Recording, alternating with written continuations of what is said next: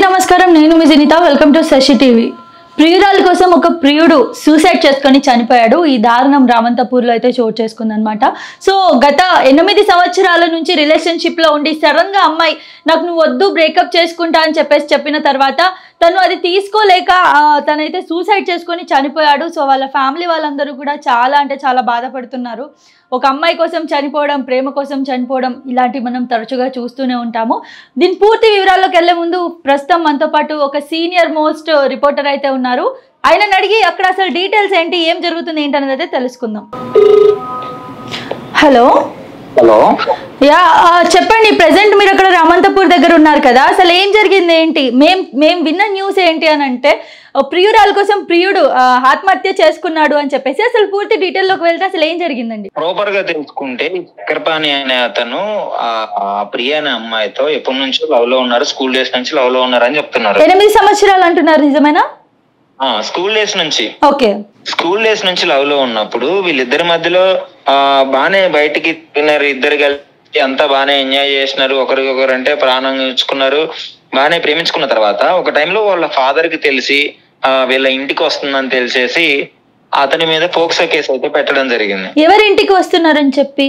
చక్రపాణి వాళ్ళ ఇంటికి. వాళ్ళ ఇద్దరు ఫ్యామిలీస్ కి తెలుసు ఈ అమ్మాయి అబ్బాయి వాళ్ళ ఇంటికి తరచుగా వెళ్తుంది, ఆ అబ్బాయితో తిరుగుతుందని చెప్పేసి పోక్సో కేసు పెట్టడం జరిగింది. ఓకే. పోక్సో కేసు పెట్టిన తర్వాత ఆ అబ్బాయి జైలుకి వెళ్ళి వచ్చాడు. వచ్చిన తర్వాత కూడా ఆ అమ్మాయిని ఇంటికి తీసుకురావడం జరిగింది. ఓకే. లైక్ ఆంటీ వాళ్ళ మదర్ కూడా చెప్పారంట, ఎందుకమ్మా వస్తున్నావు, ప్రాబ్లం అయిద్దంటే ఏం లేదంటే నేను మీ అబ్బాయినే పెళ్లి చేసుకుంటాను, నాకు మీ అబ్బాయి అంటే ఇష్టం, ప్రాబ్లం లేదు జరిగిందంట. ఓకే. సో ఇన్ని ఇష్యూస్ జరిగిన తర్వాత ఒక టైంలో మళ్ళీ మూడో వ్యక్తి ఆ అమ్మాయి వీళ్ళిద్దరి మధ్యలోకి రావడం జరిగింది. ఆ అమ్మాయి ఈ అబ్బాయికి తెలియకుండా, చక్రపాణికి తెలియకుండా ఆ అబ్బాయిని లవ్ చేయడం జరిగిందంట. ఓకే. చక్రపాణికి తెలియకుండా ఎవరిని లవ్ చేశారు? క్లారిటీ లేదు. చక్రపాణి లవ్ చేస్తూనే వేరే అబ్బాయిని లవ్ చేసింది అమ్మాయి. ఓకే. ఓకే. తర్వాత చక్రపాణి పెళ్లి చేసుకుందాం అనే టైంకి నాకు నువ్వు అంటే ఇష్టం లేదు, నేను వేరే అబ్బాయితో ఉన్నాను అని చెప్పడము, ఓకే, ఆ అబ్బాయితో దిగిన ఫొటోస్ అన్ని చక్రపాణికి పెట్టి మానసికంగా కొంచెం బాధపడే విధంగా కృంగదీసిందని చెప్పుకోవచ్చు. ఓకే.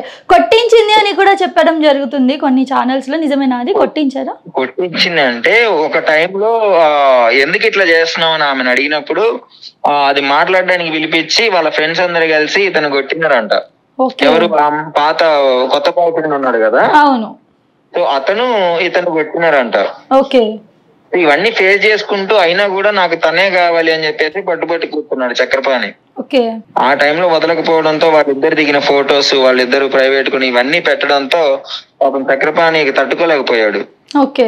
ఒక్కడే వెళ్ళి అప్పటి వరకు వాళ్ళ మమ్మీతో మాట్లాడినాడు. రూమ్ లోకి పోయి లాక్ వేసుకోగానే వాళ్ళ అమ్మకి డౌట్ వచ్చి అప్పటికి డోర్ లో కొట్టిందంట. ఏం కాలేదు అని చెప్పేసి ఇంట్లోంచి చెప్పి ఒక 5 minutes లోనే సూసైడ్ లెటర్ ఇవన్నీ ఎప్పటి నుంచో ప్రిపేర్ అయి ఉన్నాడు చనిపోదామని. ఇక సూసైడ్ లెటర్ రాసేసి అప్పటికప్పుడే ఉరేసుకోవడము, ఇంకా స్పృహ కోల్పోవడము, తలుపులు తీసేలోపు హాస్పిటల్ తీసుకెళ్లే లోపు అంతా అయిపోయింది. ఓకే. ఇప్పుడు అమ్మాయి మరి బయటికి వస్తుందా? ఏమన్నా అమ్మాయి ఏం చెప్తుంది అసలు ఏంటి? ప్రజెంట్ అయితే కేసు ఫైల్ చేసాము వాళ్ళ మీద అని చెప్పేసి చెప్తున్నారు. ఓకే. మరి పోలీస్ వాళ్ళు యాక్షన్ తీసుకోలేదు అని వాళ్ళ ఫ్రెండ్స్ అయితే అంటున్నారు. డెఫినెట్లీ వాళ్ళు యాక్షన్ తీసుకుంటాము అని చెప్పేసి వీళ్ళకి చెప్పినారంట. మరి చూడాలి ఏమవుతుందో నెక్స్ట్.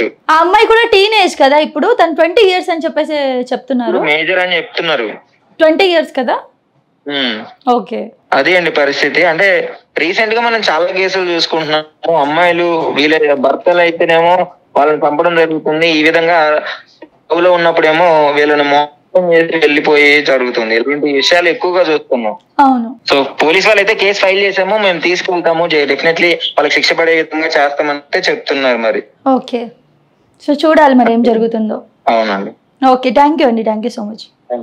సో విన్నారు కదా, మొత్తానికి జరిగింది ఏంటి అని అంటే స్కూల్ టైం నుంచి వీళ్ళిద్దరు ప్రియా అండ్ ఇప్పుడు ఎవరైతే చక్రపాణి అని సన్నీ అని అంటూ ఉంటారు తనని, సో తనైతే వాళ్ళిద్దరు లవ్ చేసుకున్నారు చాలా కాలం నుంచి, ఒక 8 సంవత్సరాల నుంచి.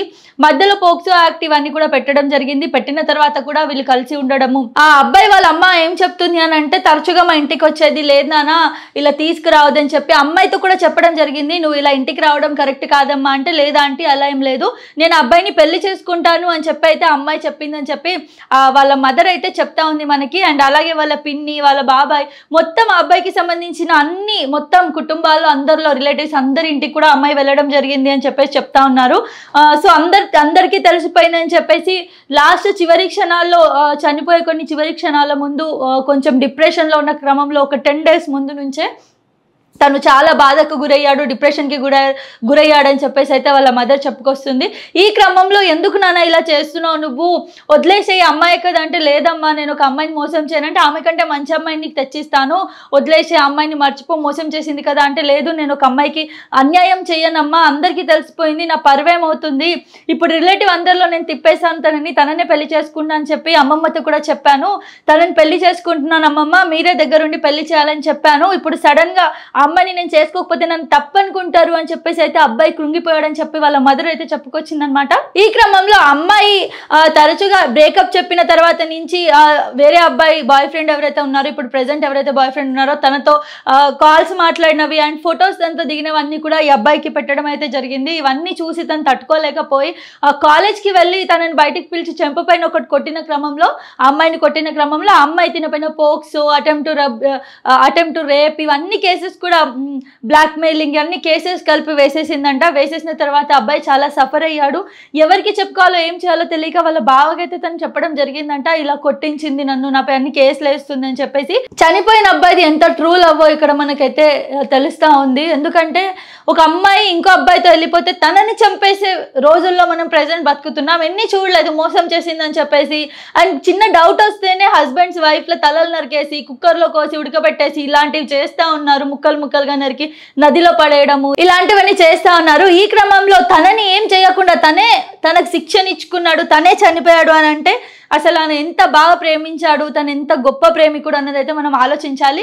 కానీ చనిపోయే ముందు ఒక్కసారి ఆలోచించాల్సింది, ఒక్కడే కొడుకు, వాళ్ళ అమ్మ నాన్న ఏమైపోతారు ఏంటి అని చెప్పేసి ఆలోచించాల్సింది. ఆమెకేముంది, ఇప్పుడు ఆమె ఇంకా నువ్వు వెళ్ళిపోయావు దారిలో నుంచి, ఇంకొకటితో హ్యాపీగా మూవ్ అయిపోతుంది, ఇంకా వాడితో కూడా బోర్ కొట్టేశాక ఇంకొకటితో వెళ్తుంది. అండ్ ఈ క్రమంలో అబ్బాయి అండ్ వాళ్ళ ఫ్యామిలీ బాగా సఫర్ అయింది ఏంటి అని అంటే, మతం మార్చుకోమని చెప్పి కంటిన్యూగా వాళ్ళని హింసించడం జరిగింది. అబ్బాయి వాళ్ళు క్రిస్టియన్స్, వాళ్ళు వచ్చేసి హిందువులు అనమాట. సో పెళ్లి చేసుకుందాం అనుకుని 8 years మొత్తం 8 సంవత్సరాలు కూడా తనకి ఎప్పుడు వీళ్ళు క్రిస్టియన్స్ అని గుర్తు రాలేదు. ఇంటికి వెళ్ళింది, వాళ్ళతో తిన్నది, వాళ్ళ రూమ్స్లో పడుకుంది, అంతా బాగానే ఉంది. సడన్గా పెళ్లి చేసుకుందామని ఫిబ్రవరిలో, ఇదే సంవత్సరం ఫిబ్రవరిలో పెళ్లి చేసుకోవాలనుకున్నారంట.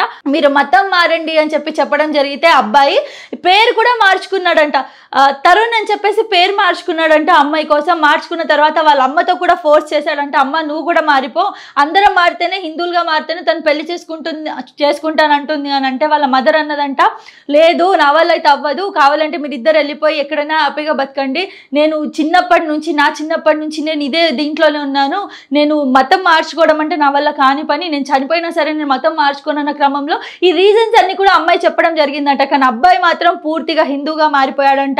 పూర్తిగా కూడా తను ఎలా చెప్తే అలా వినడం అన్ని చేశాడు. అండ్ ఇప్పటికి కూడా ఎంత అయ్యాక కూడా అబ్బాయి చాలా ట్రై చేశాడంట. 2 months బ్యాక్ వాళ్ళిద్దరికి బ్రేకప్ అయ్యాక కూడా ఈ 2 months కూడా స్ట్రగుల్ అవుతూనే ఉన్నాడంట. ఆ అమ్మాయి కావాలని చెప్పి. కానీ ఆ అమ్మాయి సైడ్ నుంచి ఎలాంటి రెస్పాన్స్ లేకుండా కించపరచడం, మాట్లాడడం, గొడవ చేయడం, ఇవి కేసెస్ అని పెట్టడం వల్ల తను తట్టుకోలేక డిప్రెషన్కి గురై పెద్ద నోట్ ఒకటి రాసి, అసలు ఎప్పటి నుంచి కలిసి ఉంది, ఎప్పటి వరకు ఉంది, ఈ కొన్ని రోజులుగా తను నాతో ఏం చేసిందని ఒక 3 pages సూసైడ్ నోట్ అయితే తను రాశాడంట. రాసేసి ఆ రాసిన సూసైడ్ నోట్ అందరికీ వాట్సాప్లలో పంపించేసి జస్ట్ వాళ్ళ మమ్మీ కిందికి వెళ్ళి పైకి వచ్చే లోపు ఉరేసుకొని అబ్బాయి అయితే చనిపోవడం జరిగిందనమాట. ఇదంతా చూస్తుంటే అమ్మాయి ఎంత క్రూరంగా బిహేవ్ చేసింది అన్నది మనకు తెలుస్తుంది. అండ్ ఈ రోజుల్లో జెన్యూన్ ప్రేమ లేదని చెప్పేసి అందరూ మాట్లాడుకుంటున్నారు, అందరికీ తెలిసిన విషయమే. ఎక్కడ కొంచెం బాగుంది, ఇప్పుడు మనం ఉన్న పర్సన్ కంటే ఎక్కడ కొంచెం బెటర్గా ఉంది, వాళ్ళ దగ్గర డబ్బు ఎక్కువ ఉంది, వాడు ఎక్కువ అందంగా ఉన్నాడు, వాడి దగ్గర కారు ఉంది, ఇప్పుడు ఉన్నోడి దగ్గర బైకే ఉంది, ఇలా చిన్న రీజన్స్కి వదిలేసి అమ్మాయిలు వెళ్ళిపోతున్న క్రమంలో ఇంత లవ్ చేయడం కూడా కరెక్ట్ కాదేమో. జెన్యూన్ లవ్ లేదు, నువ్వు హ్యాపీగా ఉండి బతకాల్సింది, అదేతో ఎవరినో చేసుకొని హ్యాపీగా ఉంటుంది. కానీ నువ్వు నీ ఫ్యామిలీ అందరు సఫర్ అవుతారు కదా, ఒక్కసారి ఆలోచించి ఉండాల్సింది. సో ఈ కేసు అంతా చూసిన తర్వాత అయితే ఖచ్చితంగా అమ్మాయిని శిక్షించాలని చెప్పేసి చాలా మంది కామెంట్స్ చేస్తూ ఉన్నారు. మరి మీరేమనుకుంటున్నారో మీరైతే కామెంట్ రూపంలో తెలియజేయండి.